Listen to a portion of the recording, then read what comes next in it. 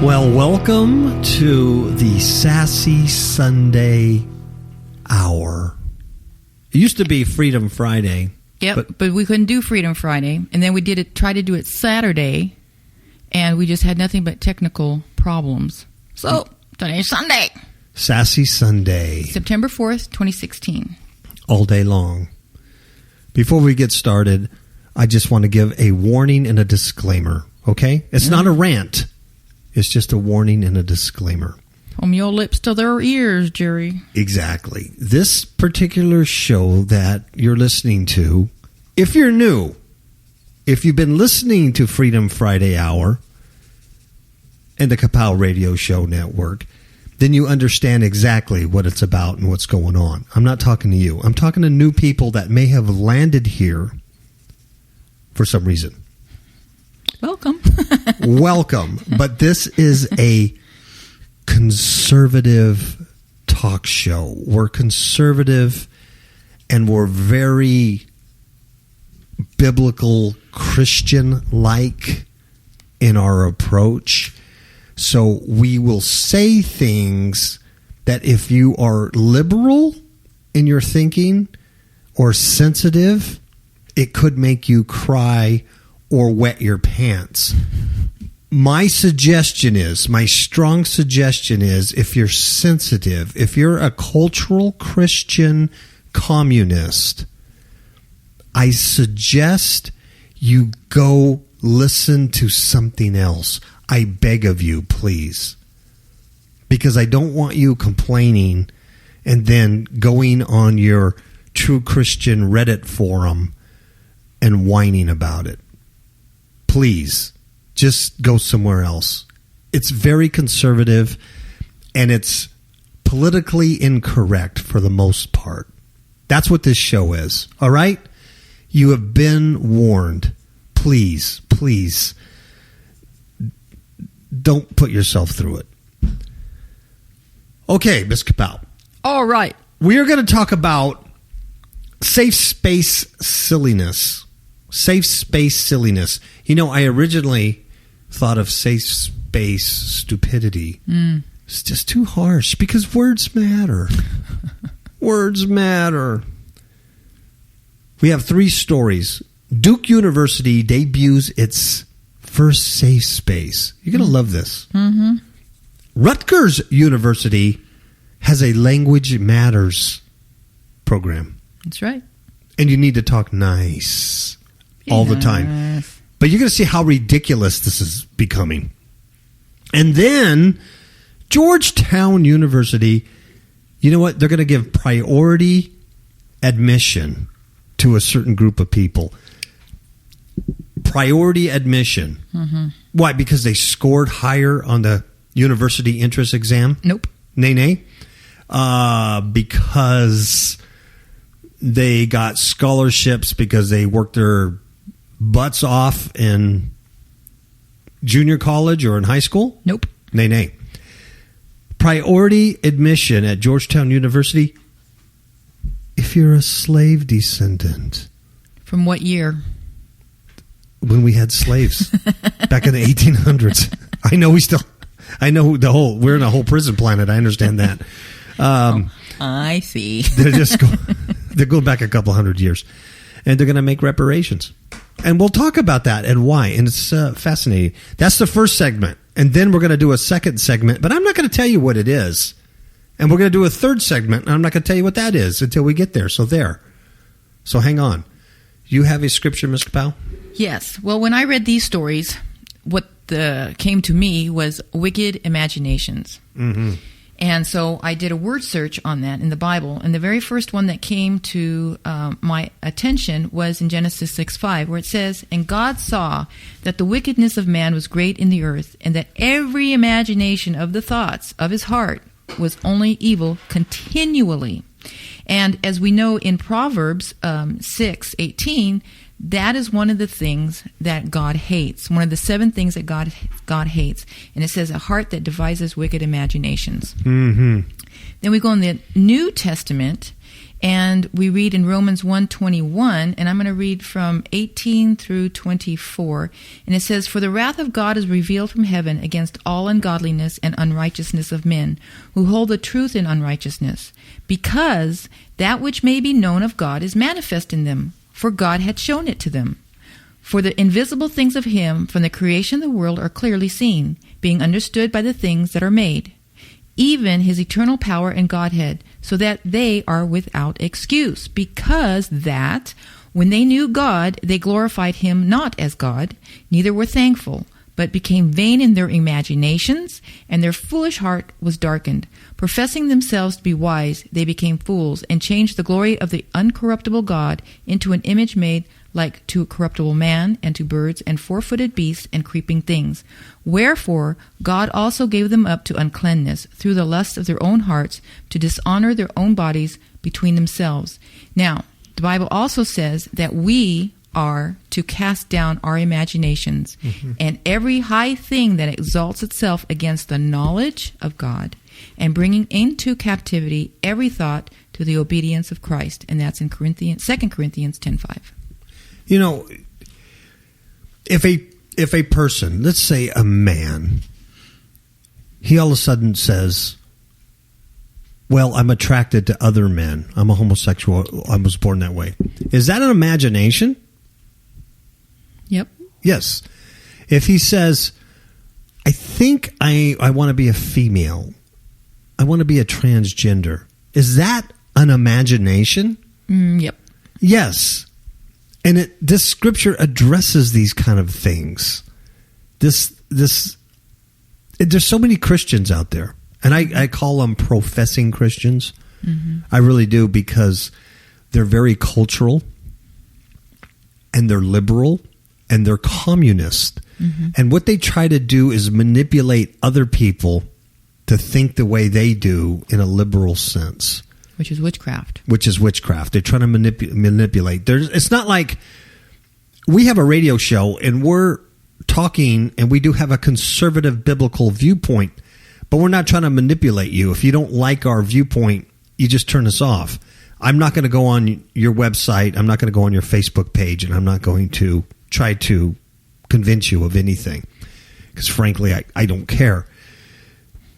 But there are these Christian commies out there that are falling into this stuff, and now they're attacking other people and saying, Jesus wouldn't use a pukey face and say that this transgender female that turned into a man who's now breastfeeding a little baby is disgusting. Well, he would. And not only would he say it's disgusting, Jesus would say, and he has said, if you continue to practice sin without repentance, you're going to be forever damned, which is a lot heavier than a pukey emoticon. Exactly. Students at Duke's University Sanford School of Public Policy are going to have a new safe space, Ms. Kapow. The room is called the Sanford Safe Space. Why is it that I always go into a lisp when I talk about this kind of stuff? It's because that's what you hear it in your head. Safe space. I need a Sanford safe space. I don't know what that is, but yes, it just automatically goes into gayness. What they did is they took a former faculty office and they turned it into a safe space. That's not fair. It's not fair, because that is the teacher's safe space yeah, from the students. From the crazy kids. So they want to go to the faculty room where crazy kids can't get to them. But now they don't have a safe space. It's not fair. Exactly. Now, here's the deal. According to Duke University, they say, and I'm gonna read it just like they would say it. We want to have a place for people who feel marginalized and face constant attention for characteristics that are immutable, like their skin color or their religion, their immigration status, or whatever, whether they're from another country, to be able to heal.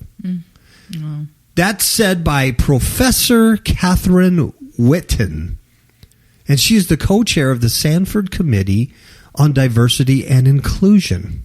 And they developed a safe space. Mm-hmm. So let's break this down a little bit. Immutable characteristics. What does that mean? That means they can't change. So the first one she says, is like their skin color. Okay. Well, is that immutable? Can't change it. Michael Jackson did. Michael Jackson went from a black man to a white man. Mm-hmm. He also went from looking like a black man to Diana Ross. Mm-hmm. Okay, but Michael's dead. But most people can't change their skin color. No. It's immutable. I understand that. She also says people who feel marginalized and face constant attention for that. In this day of age, do you think people... I'm a brown man. I have brown skin. It's beautiful. It's golden brown. It is. It looks like... Well, you know the brown on a UPS truck? Uh-huh. That's the color I am. Really? Yeah, I look like a brown truck. I don't feel people staring at me. Mm-mm.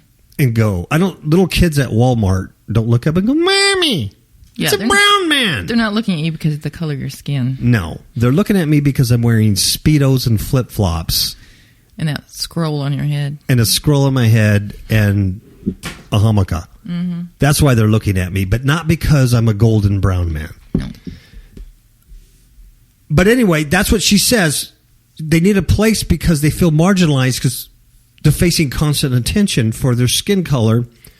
Okay, immutable. But the next one is their religion. Mm-hmm. What does that mean? Is that immutable?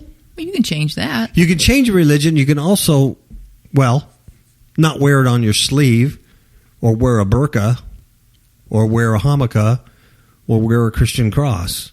It's not immutable. How about their immigration status? You can change that.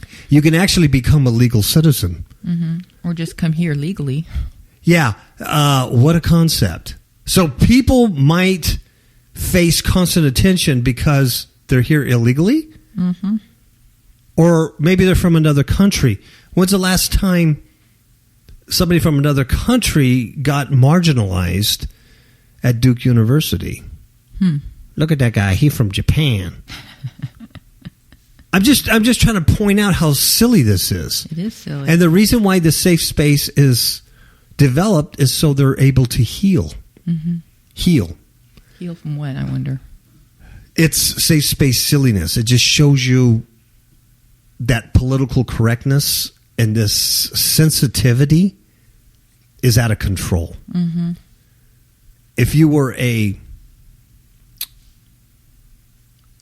terrorist from any country of your liking, and you really were going to do violence to this country, oh man, it's so easy pickings. Who's going to fight you?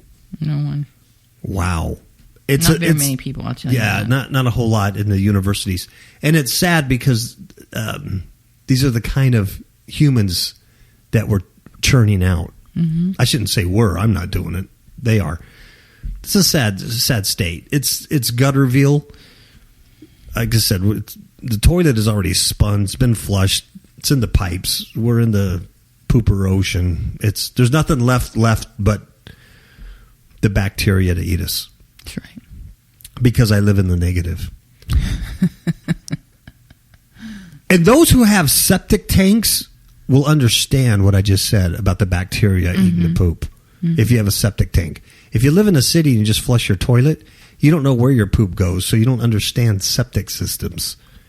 I understand septic systems. I had one for 17 years, and you got to take care of your tank. Mm-hmm. You do. Yes, it's very important. Mm-hmm. You don't want backflow. You take care of your tank, it'll take care of you. That's right. Students in Rutgers University are being encouraged to use only language that is helpful, Ms. Kapow. And necessary. Okay, if it's not necessary, if it's not helpful, don't say it. Don't say it. If you can't say anything nice, don't say it at all. Don't say it at all, Ms. Kapow. And you know why? Why? they need to avoid committing microaggressions. Oh, microaggressions. Microaggressions. And they have these posters everywhere. It's a display. And it's part of the school's Language Matters campaign. Yes. And it also includes handwritten definitions of the 3 types of microaggressions. You'll love this. As well as a flyer listing potentially offensive words and phrases. You're going to love this political correctness. All right? So, it's Language Matters. And the language that students are encouraged to use must be helpful and necessary to avoid committing microaggressions. The displays, they have photos, and it's entitled Language Matters, Think. And it's placed in the College Avenue apartments by a resident assistant, according to a current resident of the building who does not wish to be identified. I like how it says that victims of microaggressions are more at risk for illness and diseased immune systems. Yes, and I don't know what scientific study concluded that. Exactly. But if you're mean to me with your microaggressions, I could get the flu. Yeah. Because you're so stressed. Yeah. That your immune system has gone because down. you got a frown on your face all the time. Mm-hmm. The bulletin instructs students to ask themselves, check this out, their choice of words is true? Are they helpful? Are they inspiring? Are they necessary? And are they kind? Before speaking out. And also includes a list of potentially offensive terms such as retarded and illegal aliens. Wow. Can you imagine that? Ask yourself, are they true? Are they helpful? Are they inspiring? Are they necessary? What kind of zombie planet I know. are they trying to create? Because what they're saying, to me, is a macro aggression. It really that irks my nerve because I can't say what reality is. That's reality. That person's here illegally. They're a foreigner. They're an illegal foreign. They're a legal alien. Mm-hmm. If a person is retarded, it just means they're mentally retarded or physically retarded. It's just a term. That describes their. You know what's amazing? The other day, Friday, Miss Kapow and I had the beautiful pleasure of going to Hurricane, Utah again, and driving there on this Labor Day weekend. They had big signs on the freeway. Mm-hmm. These big, what do you call them? Digital signs. Mm-hmm. And it cracked me up because it said, "Stupid drivers and smartphones don't mix." Exactly. And they had half a dozen of these signs as you're driving through Utah. And I thought of this particular story when I read that. And I went, how insensitive. Was that necessary to call us stupid just because I'm on my smartphone and I want to text while I drive? The state of Utah used the word stupid on their freeways. You got to give it to them. Yeah. So obviously they didn't get this memo on microaggressions. I got it. Good for them. Okay. The board warns students that failing to follow these guidelines could lead them to commit a microaggression. And you know what a microaggression includes? Yep. Micro assaults, micro insults, and micro invalidations. Micro invalidations. Yeah. It's like when you don't feel good, and I say, well, of course you feel good. You're invalidating me. Yes. What you said. Yes. They actually explain what this stuff is, and it's amazing. Or if you say you feel like a girl today, and I say, no, you don't, because you're a male. That's invalidating what you're feeling. Yeah, well, and plus it's a micro insult, because you called me a male when I'm clearly a chick. Yeah. Also included in this bulletin board is a flyer from the Language Matters campaign. It's an initiative launched by the Center of Social Justice Education and guess who else? Who? LGBT communities. Now, see? You see how it's always tied in there. There's a couple of other articles we'll get to later about witchcraft, and you will see the LGBT agenda tied in with these occult practices all the time. It's all interwoven. It's the rainbow serpent. Right. It's the same spirit when we were having the Black Lives Matter. Yeah. Yes. You know, it's crazy because they want to be part of the group. They don't want to be ostracized, but yet they do. They do everything in their power to be separated from the rest of the community. Mm-hmm. It doesn't make sense. It's just chaos. Mm-hmm. It's just chaos. Well, this particular flyer and this campaign, it lists various terms that some people might find offensive. It presents scenarios such as saying, quote, he looks like a terrorist to somebody who is, to someone who is a United States veteran, say that would, for some reason, that would get the veteran, he would be offended by that. I don't know why. Or using the phrase, that's so ghetto, around someone who grew up in poverty. Well, look, just because you're poor doesn't mean you live in the ghetto. Yeah, but you know what? They're two Those different are things. The terms that they've made up. Yeah. Being in the ghetto. Yes. Just like the N-word. Yes. Those are their terms. Yeah. And now it's bad.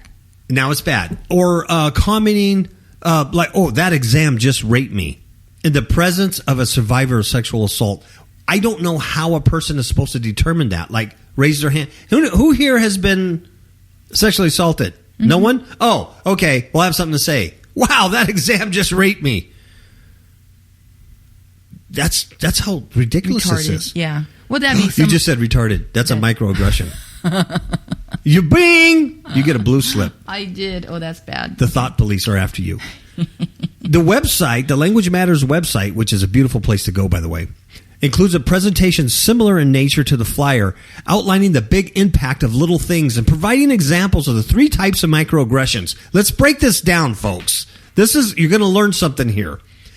In case you've never heard these terms, now you'll know what they mean. A micro assault may include avoiding someone. Wow. Yeah. You just avoid them. That's a micro assault. There's something. Wow. For instance, okay, while an example, okay, that's the example of a micro assault, avoiding someone. An example of a micro insult is telling someone they are strong for a girl. Wow. See, now I would think that would be a compliment. Yeah. Well, I would receive it as a compliment. Well, you get micro insults all the time at the gym. I do. Yeah, she does, because men will watch her working out. And they'll just go, wow, that's a lot of weight. You know, she's strong. For a chick, yeah, she's a little woman, and she's lifting quite a bit of weight and stuff. But that would be insulting to some people. You're strong for a girl. What's the correct thing? Oh, you're just strong? Because that's an insult because a girl... But women physically... Yeah. Unless there's some kind of exception, are usually not as strong as a man. That's just the way they're built. Yeah. Men are not as smart as women. So, if you said, I know, I'm just trying to be nice. We're smarter. Actually, yeah, we don't need chicks at all. Right, guys? Ooh, I just micro-assaulted all the women. I'm in trouble. Okay, thank you for laughing. Why'd you throw that at me? A micro-invalidation. What is that, Ms. Kapow? It could involve asking an Asian or Latina person where they are from. Because obviously they're not from here. And so that's a micro-invalidation. Wow. I get that all the time. But I would think that would be an insult too. Yeah. I get that all the time. They go, where you're from, but I don't think it's because I'm a brown man. No. They want to know where I'm from, and I go, well, Southern California. And I think they ask that because I'm wearing Speedos and flip-flops at Walmart. Mm-hmm. It's ridiculous. I mean, can you just... It really is. It's stupid. And requiring other kids to then conform to this, like normal people. Mm-hmm. Anything you say is going to be a micro insult, a micro invalidation, a microaggression. This is ridiculous. It is. It's stupid. You talk about libtard out of control. And guess what? Simply avoiding offensive language, however, is not enough, according to Rutgers University. It claims that microaggressions can also be nonverbal and environmental. Well, of course, the way you look at somebody. Yeah. Nonverbal microaggression. Not including them in something. Oh, yeah. Or just making a frowny face. Mm-hmm. Not saying good morning. Not waving to them. It sounds like your Uncle Jack. Sounds like your Uncle Jack when people don't talk to him at a party. He gets his feelings hurt. He would fit perfect in one of these universities. Wow. It's unbelievable. So anyway, that's where we're at. Nasty. Okay, one more. Georgetown University. Georgetown University, what they did back in 18-something, I don't know. There were 1838. Georgetown University is a Jesuit school. Mm-hmm. They had 2 priests there, and they served as president back in 1838, right? Right. Well, what they did is they orchestrated the sale of 272 people to pay off debts at the school. So they sold these slaves, and they were sent from Maryland to plantations in Louisiana. And now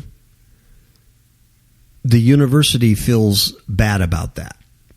Okay?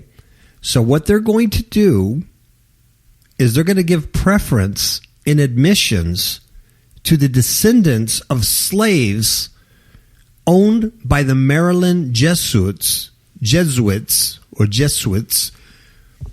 as part of its effort to atone for profiting from the sale of enslaved people. Wow. The problem is not admitting, that was wrong, selling people to pay off our debt. That's not the issue. The issue is 150, 200 years later, you're now going to hunt down the descendants of those people. Had nothing to do with it. Mm-hmm. And then give them preference and admissions to Georgetown University. Yeah. Now, do you think of one of those descendants who, has a high school diploma and he's a mechanic somewhere and I want Georgetown. You think they're going to turn him down? Nope. That's crazy. And then you got the people that really deserve to go there and they can't. Yeah. Once again, I'm not saying they were right 150 years ago doing that, but this doesn't. Right. No, it doesn't make it right either. The president, John DiGioia, a Jesuit, told news outlets that the University in Washington will implement the admissions preferences. He says Georgetown will need to identify and reach out to the descendants of slaves and recruit them to the university. Wow. Maybe I can tricks my background or something like that, and I can get on board. Never know. Get some phony documents or something like that, man. Can you imagine? You don't need no phony documents. Maybe, there's some... Maybe you're a descendant from one of those slaves. Yeah. Are they going to pay for it? Are they going to pay for my schooling, too? Oh, yeah. They should. Yeah. Get free housing. I'm mad now. Get free. I think I just sensed a microaggression. I did. Okay, to continue on Sassy Sunday, Safe Space Silliness. You know what that is? That's what you call an alliteration in English. An alliteration, that's when you're using the same, like sweet, sweet song of salvation is an alliteration. So, Sassy Sunday, Safe Space Silliness is an alliteration. All right. It's a little English for you. Okay, South Carolina school bans the American flag from a football game. This blew up. Oh, yeah. This blew in their face. So, because this is absolutely asinine. Yes. In fact, this story was written August 29th, and during the week, there was so much backlash over this because there's a video of a police officer, and I know who he is. He's a school resource officer. Sure. He's being paid overtime to work the football game, and he's just doing his dumb job. Right. And they say, don't let these kids in with the American flag. Yeah, it's not his fault. He's getting orders from the people above. But the video shows a police officer refusing to let a teenager into a football game carrying an American flag. Yes. So it blows up in everybody's face, including that police department. Yeah. Whose chief says, no, we didn't dig it either, but we're just basically getting paid. Mm-hmm. So if I tell you to go shoot an unarmed black man, you're going to do it? He says, okay, I won't go there. Okay. Travelers West, South Carolina. School officials' decision to ban students from displaying the American flag at a recent football game is creating controversy in the school district. And believe me, it did. Mm-hmm. And it should. Yeah. In fact, I'm talking about this story, but the way it is now, the principal had to reverse this. And yeah, instead of banning flags, they had to make rules on the use of the flag. Mm-hmm. And this is the reason why they did it is absolutely ridiculous. You talk about a bunch of libtards. Yeah. All right. The school principal, his name is Lou Lavely. He banned students from carrying American flags into a football game against Barrega High School. Guess why? Just tell me why. Probably because the students at Barrega are Hispanic. What? There's some Hispanic students at an American high school? God forbid! It's so stupid. And Lavely contends the American flag could have been used to taunt those students. Wow. Are you serious? This guy's a sharp pencil, and he's the one leading our kids into education. He should be fired. Yeah. He should be selling hush puppies at JCPenney's because this guy has the brain of a snail. Mm-hmm. That's not a microaggression. That is a macroaggression. It's a fact. It's a fact. What an idiot. What a moron. Nothing happened. It could, maybe. Green cheese could fall from the moon and hit Mexicans. So no more moonlight. What an idiot. He is an idiot. Oh, he's a man. retard. Yes. Anyway, he said, no, don't let him in. And it's causing big concerns in the community about this ban. Any decision to not allow the American flag to be used in an improper, taunting, unsportsmanlike manner is first and foremost in the interest of promoting the safety and well-being of all in attendance at school events. This decision would be made any time that the American flag or any other symbol, sign, cheer, or action on the part of our fans would potentially compromise the safety of all in attendance at a school event, quote unquote. That was his prepared statement. How many times have we read that there is violence at a high school game because of the American flag? Zero. Yeah. How does it harm anybody? I want to ask another question to this principal. What country, what soil are you on? Mm-hmm. You're on American soil. Yeah. Idiot. The Mexican kids, the Hispanic kids that may go to this other school, what are they? They're Americans. He's a racist. You know that? Yeah. Because only a racist would do something stupid like that. Exactly. Seriously. Yeah. He hates Mexicans, and so he thinks he's projecting that on. Mm-hmm. Right here. There's a picture of this cop turning this. This is what then got him in trouble. See, because that's the law. Mm-hmm. You know, you're saying this guy doesn't have the First Amendment of free speech to carry an American flag. That's right. Wow, and you think it would end there, wouldn't you? Yeah, you would think. It don't. What I said was August 29th? Yep. This is August 31st. 2 days later, after the uproar, you would think any high school principal with the right mind would stay away from this, right? Yep. Not those people in Owasso, Oklahoma. Owasso high school students contend officials turned them away from a school football game on Friday. You know why? Because they wanted to bring American flags to the event. Yeah. I think they should ban football. I think they go. should ban high school football because it's causing contention. Well, I was queen for the day. I would. The incident occurred on the same night. Oh, it was the same night, by the way, of the South Carolina high school incident. In Northeast Oklahoma, Owasso senior Brandon Conrad said several students brought American flags and other patriotic gear to the USA-themed opening football game Friday. It's USA-themed, by the way. Well, let's bring Russian flags then. You know, here's the deal. The Olympics, all these countries displayed their flags. Mm-hmm. That's what it was about. Yeah.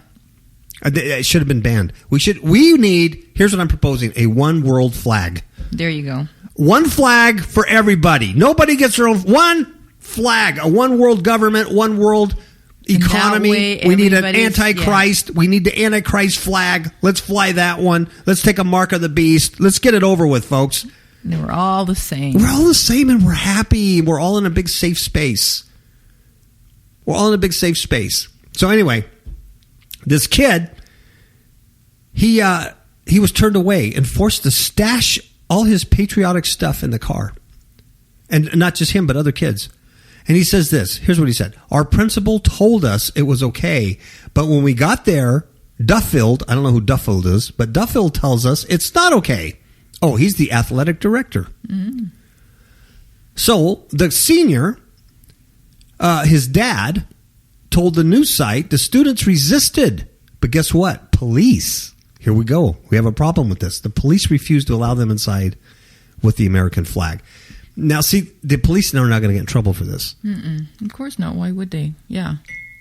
You can't do that. Every time we asked why and tried to justify our case, they, meaning the police, just simply came back with take it up with Duffield. And you haven't heard from him. Smart cops. Did they have a donut in one hand? I can say that. I used to be a cop. I can make fun of cops. You can't, the listeners, but I can. And I've seen you with donut. Yeah, you have. Mm-hmm. The incident sparked controversy when a video of a police officer turning a student away from the flag at South Carolina forced everybody in Carolina and here to blow up. Exactly. So a district spokeshole claimed officials banned the American flag in the student section because, once again, it may have blocked the view of some people trying to watch the game. Oh, for the love of pizza. Not that it did, but it could. Why don't we just ban hats or big-headed people? Because someone's big head could block somebody. My view. Are you serious? The students, in fact, our students, run on the field with an American flag, and so the only thing we will review is what items in the student section would give the best game day experience for our students, the people behind them. The incident in Owasso occurred on the same day as Travelers West High School. The principal, Lou Lavley, banned students from carrying American flags to a football game in South Carolina. Yeah, same day. Pretty interesting, though, that there's these two states that had this incident. Yeah. Someone's talking. Somebody's ridiculous. Okay, next is going to be, we're going to switch gears here, and we're going to talk about the devil. The devil. Okay, the devil. Switch gears here. Well, before we talk about the devil, I got to do one more safe space story. Híjole, papa. Gender identity inclusive video games. Ah, yes. Yes, because this is kind of a safe space thing, too. And then we'll talk about Orgy Dome and the Witching Hour. Okay. Yeah. But after this commercial break.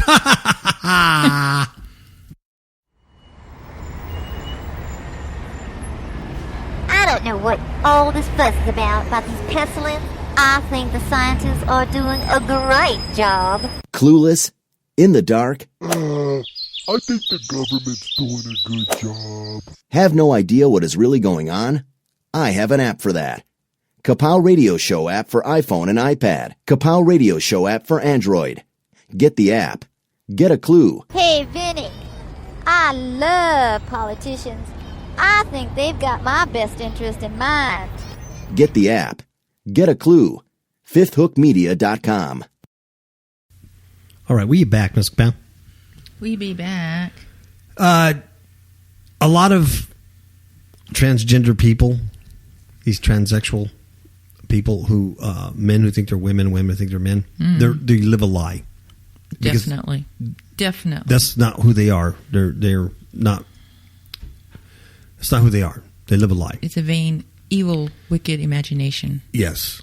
So now video game makers are going to allow people who already live a lie in real life to live the life of a lie in a video game.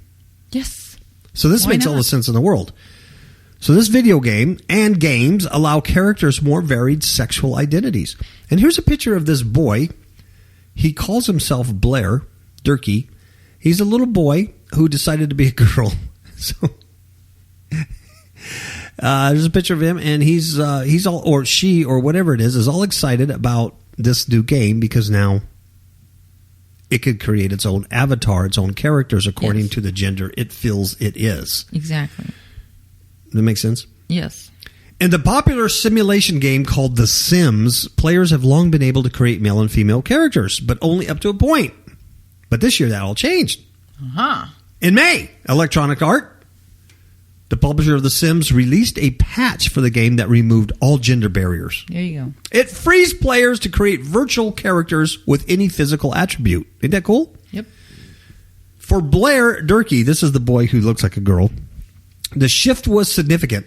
The day after the patch was introduced, Durkee is a student, also at South Carolina University, logged into The Sims and started designing its first transgender character. It named the character Amber. Wow. It gave her a deep voice like this, "Hi, I'm Amber," and broad shoulders like mine, and made her infertile. See, don't you think that's interesting? I think it's retarded. Yeah, it is retarded, but interesting. That Yes. Make it infertile. Made her infertile, which is really the only attribute that all trans people have in common, said this thing. he-she, 28-year-old he-she.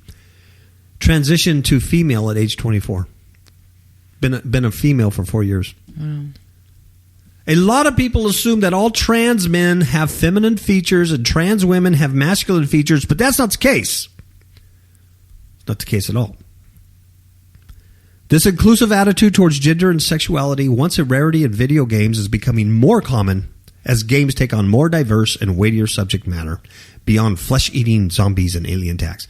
So what all this is doing is your little 8-year-old kid who's playing video games, he can now pick his transgender characters, and all it's doing is desensitizing. Yeah. Mm-hmm. And desensitizing the kid that this is okay. This is normal behavior. Mm-hmm. Yeah. And then you go to church on Sunday, and then you think you're a Christian, and your kid thinks he's a Christian because he goes to church, and then he yells at other people. They're insensitive and committing microaggressions when they try to speak the word of God and say things like you just read about vain imaginations. Exactly. And then you have cultural Christian communists. That's right. The CCCs. Mm-hmm. The triple Cs. In recent years, new games have emerged such as Papers. Please. Yes, Papers, Please, by the independent designer Lucas Pope. It puts players in the role of an immigration officer at the border of a fictional country. That game... the game That Dragon, Cancer, caught the attention of critics and players this year for its emotional portrayal of family grief. The game is based on the experience of two of its creators whose son died of cancer in 2014. So that doesn't sound like a fun game to me. It sounds like a terrible game. It sounds like all you're doing is taking all the nastiness of life and then putting it into a fun game, a fun video game. And yeah, that's like watching one of those sounds heavy, very nasty satanic movies. to me. I'm sorry. Oh, I just think it's stupid. It is. There's a game called Camp Buka, made by 5 independent developers. And it's going to put players in the shoes of an American soldier stationed at a detention center. Who knows? So this has something to do with the invasion of Iraq. Yeah, things like that. So they want the games to provide emotional responses and convey a deliberate message and all this stuff. So that's why they're doing this gender nonsense. Oh, in these war games, there's no winning side. Oh, just like Pee Wee football or whatever it is. There's no winning side. Yeah, everybody's so the same. I don't know what that's all about. Everybody's Let's play a the game, same. but there's no winners. You can't win. All You just are winners. play. No losers. Man. Other games have followed the example set by The Sims. There's a game called Fallout 2 and Fable. It allowed same-sex marriage between characters. BioWare's role-playing games Mass Effect and Dragon Age introduced LGBT characters. More recently, the acclaimed PlayStation 3 action-adventure game The Last of Us featured a gay teenage protagonist. So there it is, folks. If you have that kids... was The Last of Us. Yeah, that's The Last of Us. If you have kids and they're playing video games and you don't know what they are, you might want to check that out because they're being desensitized to the satanic agenda. All right? And I'm talking to people that are still listening because hopefully the sensitive people have left a long time ago. Mm-hmm. All right. Okay, let's switch gears. Let's talk about the devil. The devil. The devil. Sex Fest. Hey, I got your attention. Sex Fest. Everyone's like, yeah! Everyone who enters intends to have sex inside the Burning Man Festival's Orgy Dome. 5,000, yes, right. 5,000 horny revelers get down and dirty every year at the Burning Man. Everybody knows what Burning Man is, right? Burning Man Festival's here in the Nevada desert, not too far from us. Mm-mm. They go out to the desert. Celebrities go there, big stars. There's a documentary on it. Yes, Burning Man is. documentary if you want to know about it. Very good. I don't know if it's on Netflix or where you can get it, but we watched it a few years ago. Probably get it on YouTube. Yeah, probably. Yeah, Burning Man. It's highly. If you never heard of this, it's highly satanic.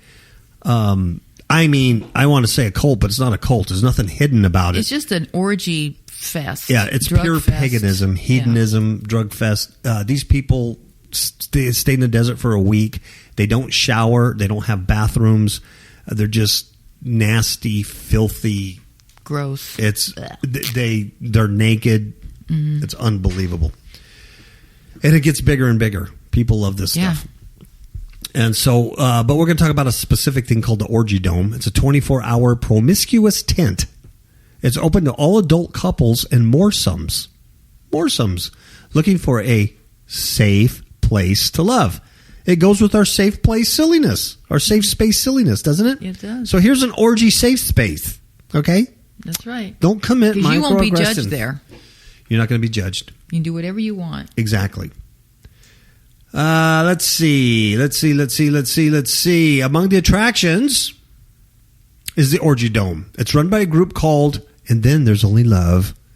It's 24-hour giant tent. It's billed as a safe, a sex-positive, consensual space for couples and more thumbs to play. Sex-positive. It's welcoming the combination of love in all forms. And everyone's invited. Regardless. Regardless if you're straight, lesbian, gay, bi, polyamorous, or monogamous. Couldn't see that. Yeah.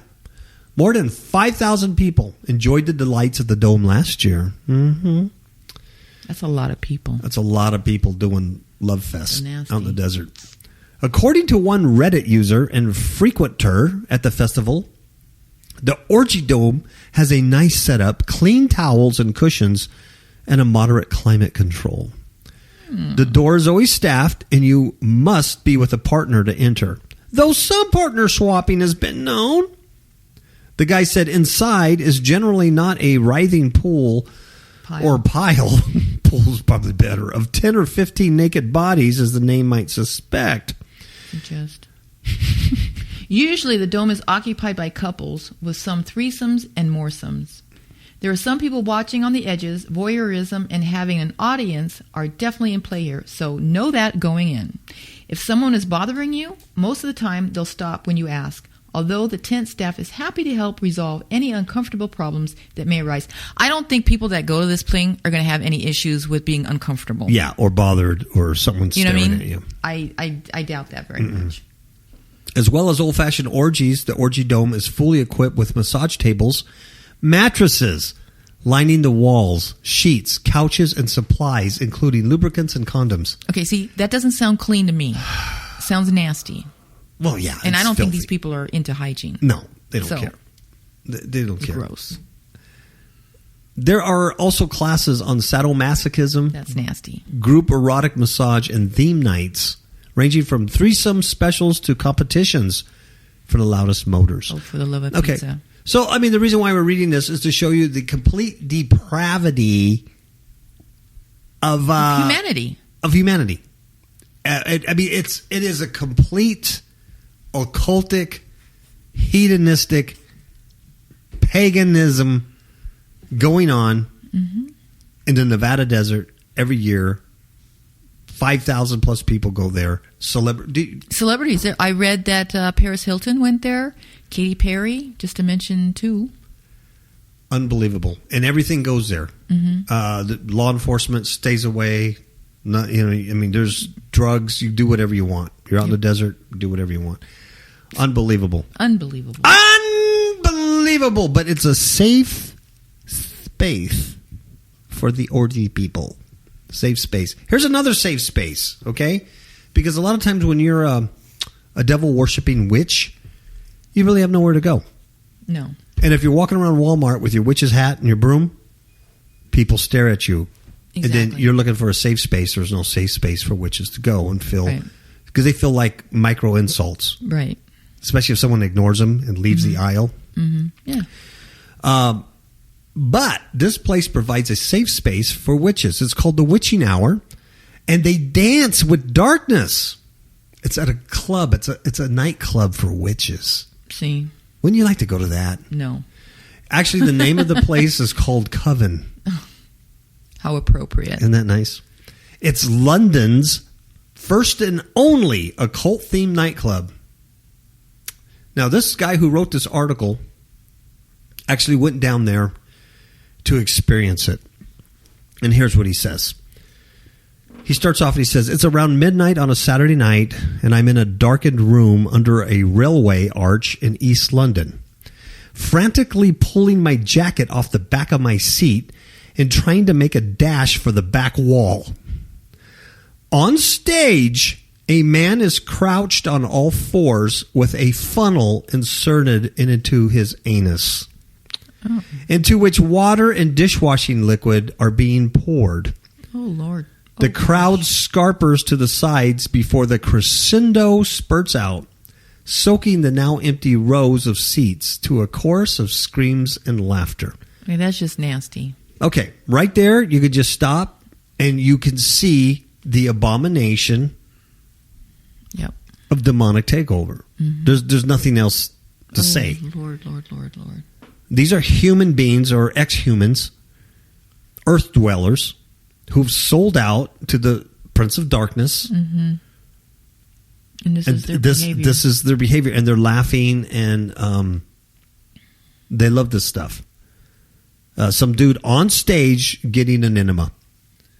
And then, yeah. In a nightclub. Ugh.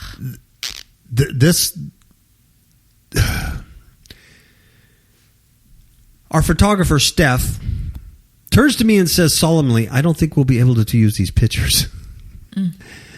He continues, he writes, I'm at Coven, London's first occult-themed nightclub and a self-styled safe space for the LGBT community. You see the theme? Yep. Safe space silliness.